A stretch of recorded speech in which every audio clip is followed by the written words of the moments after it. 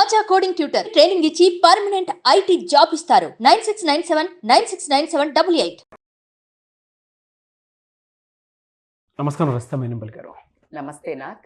ప్రతి ఒక్కరికి ఒక్కొక్క క్యూరియాసిటీ, ఇన్సెక్యూరిటీ రెండు ఉంటాయండి. అదేంటి అని అంటే, మన దగ్గర మన పార్ట్నర్ అఫైర్లో ఉందన్నటువంటి విషయం ఎలా తెలుస్తుంది అనేటువంటిది ప్రతి ఒక్కరికి డౌట్ ఉంటుంది. వైఫ్ అండ్ హస్బెండ్ రిలేషన్షిప్కి సంబంధించి అంటే జాగ్రత్త పట్టడం కోసం అని చెప్పేసి అడుగుతున్నాను. ఎవరైనా సరే కొన్ని స్పెసిఫికేషన్స్, క్యారెక్టరిస్టిక్స్ని మైండ్లో పెట్టుకొని ఎవరైనా సరే జాగ్రత్త పడతారు. సో పార్ట్నర్స్ అఫైర్స్లో ఉన్నారు అనేటువంటి విషయాన్ని ఏ విధంగా గ్రహించాలి? ఏ ట్రైట్స్, క్యారెక్టరిస్టిక్స్ చెప్పేస్తాయి? అసలు చాలా మంచిగా మీకు ఆ కంటెంట్ని ఎలా డిసైడ్ చేసుకుంటారో నాకు ఎప్పటికీ ఒక సర్ప్రైజింగ్ అనిపిస్తుంది. అంటే నేను చెప్పాలి అనే దానికి మీరు క్వశ్చనే మెయిన్ లీడ్ నాకు. అసలు ఎందుకు కనుక్కోవాలి మేడం అంటే, ఈ మధ్య ఏమవుతుందంటే, ఇప్పుడు మీరు అన్నట్టు ఎఫ్ఐఆర్లో ఉండడం అనేది నిజంగా కూడా దురదృష్టకరమైన విషయం. ఏంటి అంటే, what ever the reasons, most trending topic బాధితులు. అయితే మీరు అన్నట్టు ఎప్పుడు బండారం బయట ఒకేసారి పేలి డివోర్స్కి సడన్గా అనౌన్స్ చేసే వరకు తెలియట్లా. అంటే ఈయన నిజంగా ఎఫ్ఐఆర్లో ఉన్నారా అనే విషయం తెలుసుకోలేక ఆ సడన్గా నీకు డివోర్స్ కావాలి అంటే ఎందుకు అని షాక్ అయ్యే పరిస్థితి అయితే వస్తుంది. సో ఈ బిహేవియరల్ ప్యాటర్న్ ఏదైతే మీకు మీ పార్ట్నర్ నుంచి కనిపిస్తున్నాయో, మీకు ఎక్కడైనా కరెక్షన్ చేసుకునే అవకాశం వస్తుందేమో, జీవితాన్ని సరిపెట్టుకునే అనే ఒక ప్రయత్నమే మనం చేసే ఈ కంటెంట్ అని నేను అనుకుంటున్నాను. So for that like really మనం ఒక సొసైటీలో ఒక ఇంపార్టెంట్ కార్యక్రమమే చేస్తున్నాము అని అనిపిస్తుంది నాకు. సోషల్ దట్ ఈస్ లైక్ మీరు నేను ఎప్పుడు కూర్చున్నా అదే కదా చేసేది. రాంగ్గా వెళ్తున్నారు, మీరు ఇవేం మాట్లాడుతున్నారని కాదు, జరుగుతున్నదే మాట్లాడుతున్నాము. సొల్యూషన్ ఉందో చూసుకోమంటున్నాము, సొల్యూషన్ కూడా ఉంది అని చెప్తున్నాము. సో ఇక్కడ అది ఇంపార్టెంట్. సో ఏమి క్యారెక్టరిస్టిక్స్ ఉన్నాయి అంటే, it's a very sensitive topic. So కాబట్టి మనం ఈ క్యారెక్టరిస్టిక్స్ని బట్టి మనము ఖచ్చితంగా ఇందులో నుంచి బయటకు పోయే సమస్య అయితే లేదు. ఇది ఇంకేదో జరిగింది అనేది అయితే ఉండదు. మీరు కూడా నాతో అగ్రీ చేస్తారు. సో ఫస్ట్ది ఏంటి అంటే, వీళ్ళకి అంటే అందరికీ తెలిసిందే, మీరు ఇమ్మీడియట్గా ఎవరిని అడగగానే చెప్పేది ఏంటంటే, వీళ్ళకి ఇంక్రీజ్డ్ సీక్రసీ పెరుగుతుంది అన్నట్టు. సీక్రసీ అంటే ఫోన్ అనుకోండి, the phone is the culprit అన్న విషయం ఇంకా అసలు ఇంకొకటి చెప్పకనే చెప్పొచ్చు.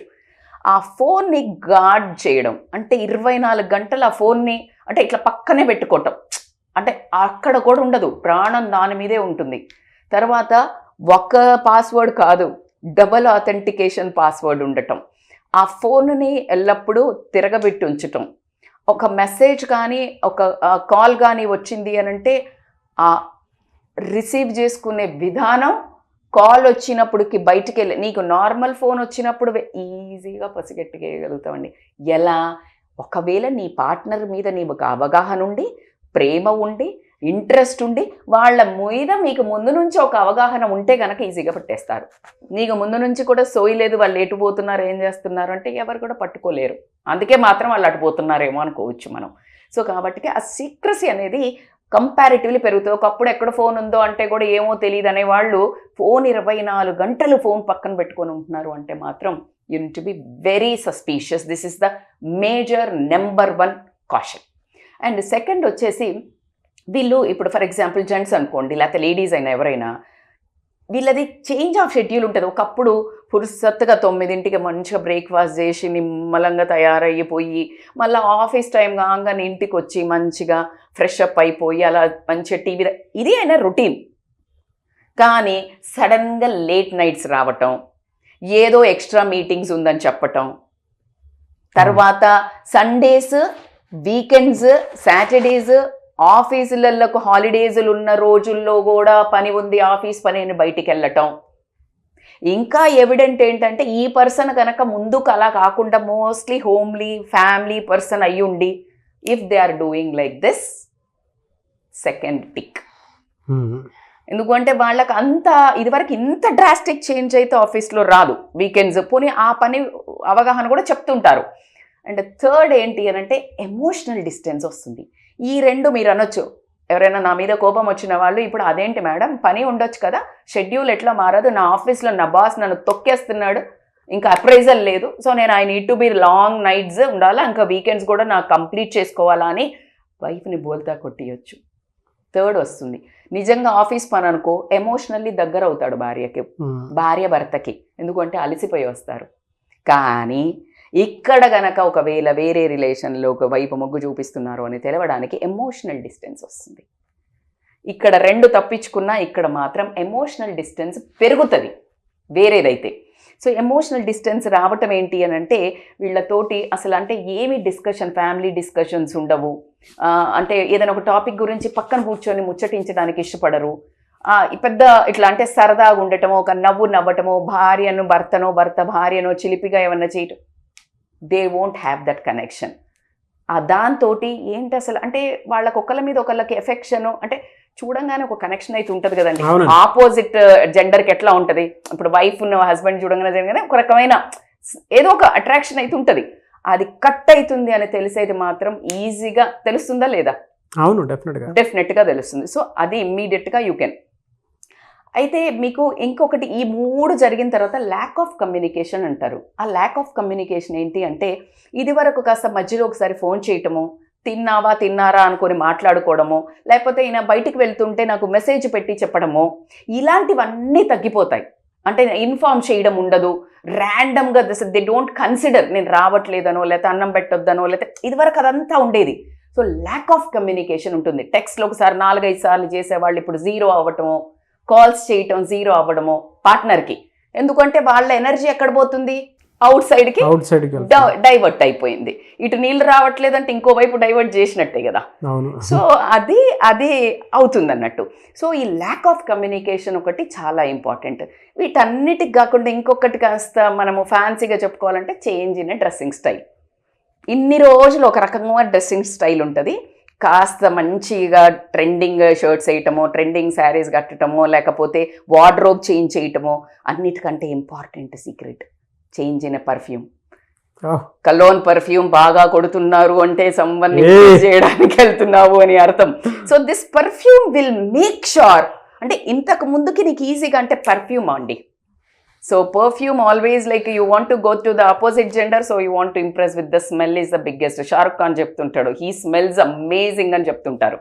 So smell is the impressive point. So అది చేంజ్ ఇన్ ద డ్రెస్సింగ్ అయితే వస్తుంది. అలా అవుతుంది. ఇవన్నీ చేస్తుంటే ఖచ్చితంగా వైఫ్కో హస్బెండ్కో ఒక రకమైన అనుమానం వచ్చేస్తుందా రాదా? వస్తుంది. అప్పుడు అడుగుతుంది, ఏం కథలు పడుతున్నావు, ఏమో కొత్తగా కనిపిస్తున్నావు, మొన్న ఎందుకు లేట్ వచ్చినావు, ఆఫీస్కి కాదు కదా అని అడగగానే డిఫెన్సివ్ మెకానిజం, నోర్ మొయ్, ఏంటి నువ్వు ఎక్కువ చేస్తున్నావు, డిఫెన్సివ్ మెకానిజంకి వస్తారు. అంటే తత్తరపాటు అబద్ధాలు చెప్పేయటం ఎట్లా ఉంటుంది డిఫెన్సివ్. వాళ్ళు అంటే అసలు ఈ అమ్మాయో అబ్బాయో క్వశ్చన్ చేసే ముందే వీళ్ళే డిఫెన్సివ్ అవుతారు, ఏదో ఒకటి అటాక్ చేసేస్తారు. సో నీకు అర్థమవుతుంది అసలు దీనికి దానికి ఏం సంబంధం ఉంది రాధిక అనిపిస్తుంది. ఆ సీరియస్నెస్ని మీరు ఈజీగా పట్టేయచ్చు, ఎందుకంటే ఆ మనిషి ఆ తత్వం కాదు ముందు. సో అక్కడ డిఫెన్సివ్ మెకానిజం యూజ్ చేస్తున్నారంటే సంథింగ్ ఇస్ ఫిషీ, దాల్ మే కుచ్ కాలా హే. ఇంకొక లాస్ట్, ఇంకా ఖచ్చితంగా మనోళ్ళందరూ ఆమోదించేవే చెప్తున్నాను, అన్ఎక్స్ప్లెయిన్డ్ ఎక్స్పెన్సెస్. అంటే ఏంటి మేడం అంటే క్రెడిట్ కార్డు గీకిన దగ్గర కానీ పైసలకు అకౌంట్ ఉండదు, ఎక్కడో ఒక క్రెడిట్ బిల్లులో ఒక హోటల్ వస్తుంది, ఒక డిన్నర్ వస్తుంది, ఫోన్ పేలు జీపేలు చేస్తే ఏదో ఒక గిఫ్ట్ల దగ్గర ఉంటుంది. ఇవన్నిటిని టోటాలిటీ చేస్తే కనుక అవి వాళ్ళకి చెప్పలేదు ఎక్కడ ఏం చేసావు అని. సో అన్ఎక్స్ప్లెయిన్డ్ ఎక్స్పెన్సెస్ ఉండటం జరుగుతుంది. అండ్ వన్ మోర్ ఏంటంటే, అంటే మీరు చెప్తుంటే నాకు గుర్తు, గూగుల్ పేలు ఫోన్పేలు దానితో పాటు క్యాబ్ బుకింగ్ ఉంటుంది. ఎక్కడికి వెళ్ళారు ఏంటి అని క్యాబ్ బుకింగ్ ఉంటుంది. సో ఇవి కూడా యూ కెన్ నోటీస్. సో ఇంకా చాలా లూప్స్ బాగా చెప్తున్నాడు మనకి. సో ఇవన్నిటికీ ఒక మనిషితో ఇక్కడ కాదు, ఇవన్నీ డిస్టెన్స్ వచ్చేసి ఇంకొక మనిషితో ఎఫ్ఐఆర్లో ఒక ఫిజికల్గా అక్కడ అయ్యాడు అంటే, అయ్యిండ్రు అంటే అమ్మాయి అయినా అబ్బాయి అయినా, ఇక్కడ ల్యాక్ ఆఫ్ ఫిజికల్ ఇంటిమసీ వచ్చేస్తుంది. ఎందుకు అంటే ఆ ఫిజికల్ ఇంటిమసీ ఒకటి కొత్త పిచ్చగాడు పొద్దెరగడు అన్నట్టు బయటకు పోయినాక ఇంకా they will be more happier they feel. So ఇక్కడ వచ్చే వరకు వాళ్ళకి ఇంట్రెస్ట్ పోవటం జరుగుతుంది. అండ్ ఎమోషనల్గా కనెక్ట్ అయితే ఇక్కడ ఎమోషనల్గా డిస్కనెక్ట్ అవుతారు, what ever the reasons. So ఈ లస్ట్ ఆల్రెడీ తీరిపోయింది కదా, గరకా మురిగి దాల్ బరాబర్ అని. సో ఇది ఎప్పుడైనా ఉంటుందిలే అన్నట్టు ఆ ల్యాక్ ఆఫ్ ఫిజికల్ ఇంటిమసీ అని ఒకటైతే తగ్గడం జరుగుతుంది. That you can find out very easily.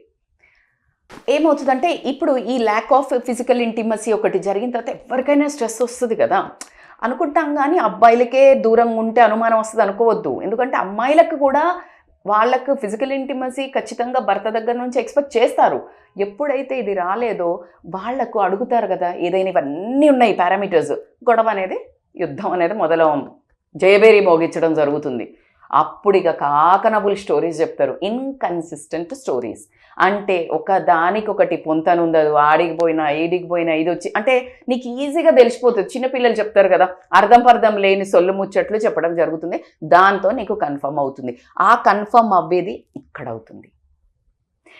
ఎవ్వరు చెప్పక్కర్లేదండి ప్రపంచంలో. నీ భర్త కానీ నీ భార్య కానీ నీతో లేరు, నీతో మానసికంగా శారీరకంగా నీకు దగ్గర లేదు, సంథింగ్ ఇస్ ఫిషీ అని ప్రపంచంలో మూడో వాడు వచ్చి నీకు చెప్పిండు అంటే అసలు మీ ఇద్దరు మధ్యలో బదనం లేదు. ఈ వీడియో చూసిన తర్వాత ఆటోమేటిక్గా క్లారిటీ వచ్చేస్తుంది. అంటే మీరు చెప్పినటువంటి క్యారెక్టరిస్టిక్స్ కానీ ట్రైట్స్ కానీ ఆటోమేటిక్ అయితే చెప్తుంది. డెఫినెట్గా అంటే మీరు చెప్పినట్లు రోజు ఆఫీస్కి టైం టు టైం వచ్చేటువంటి ఒక మనిషి సాయంత్రం స్పెండ్ చేసేంత వరకు, అంటే టైం దాటుతుంది అని అంటే ఒక రకమైనటువంటి విషయం కనుక్కోవడానికి మన దగ్గర ఒక్కొక్క సస్పీషియస్ యాక్టివిటీ అనేది మనం గమనించవచ్చు. అదే రోజుల తరబడి వెళ్ళిపోతుంది అని అంటే, రెండు ఈవెన్ సండేలు కూడా ఇక్కడ స్పెండ్ చేయాల్సింది ఇంకెక్కడో జరుగుతుంది అనేటువంటిది క్లారిటీ వచ్చేస్తాయి. మూడు, ఇందాక మీరు ఒక్కొక్క మాట అన్నారు, టెక్నాలజీ దానికి సంబంధించింది కూడా ఎలా అని అంటే వాళ్ళు ఒక్కొక్క సీక్రసీ మెయింటైన్ చేస్తూ ఉంటారు. అంటే మొబైల్ సీక్రసీ అనేది డెఫినెట్గా మెయింటైన్ చేస్తూ ఉంటారు.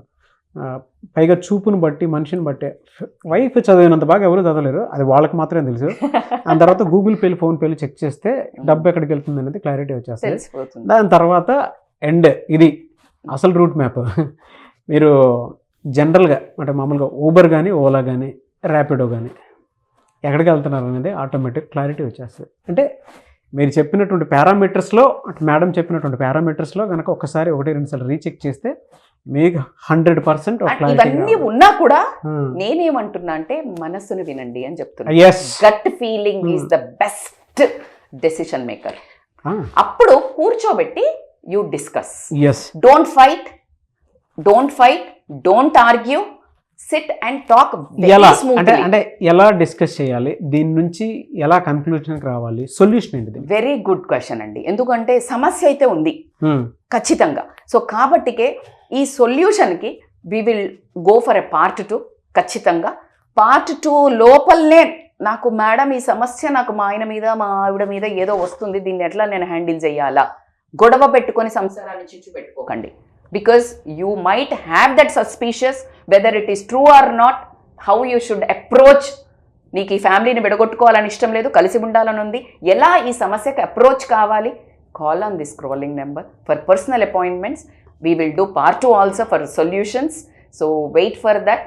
బట్ పార్ట్ 2 కావాలని మాత్రం మీరు అడగాలి, సొల్యూషన్ కావాలని. ఖచ్చితంగా. థ్యాంక్ యూ సో మచ్ శ్రీస్తమైనపల్లి గారు. Thank you so much. నాకు సుమన్ టీవీలో మీ పర్సనల్ అండ్ బిజినెస్ ప్రమోషన్స్ కోసం కింది నెంబర్కి కాంటాక్ట్ చేయండి.